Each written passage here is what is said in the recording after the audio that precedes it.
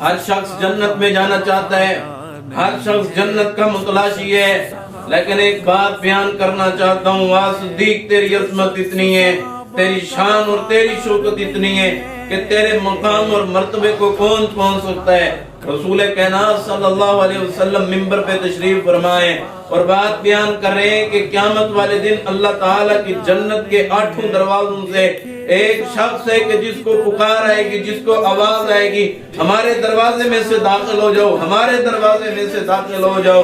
صحابہ کرام نے پوچھا کہ وہ کون سے شخص ہیں کہ جن کو قیامت والے دن جنت کے 8 دروازوں سے آواز لگائی جائے گی، ہمارے دروازے میں سے داخل ہو جاؤ، ہمارے دروازے میں سے داخل ہو جاؤ۔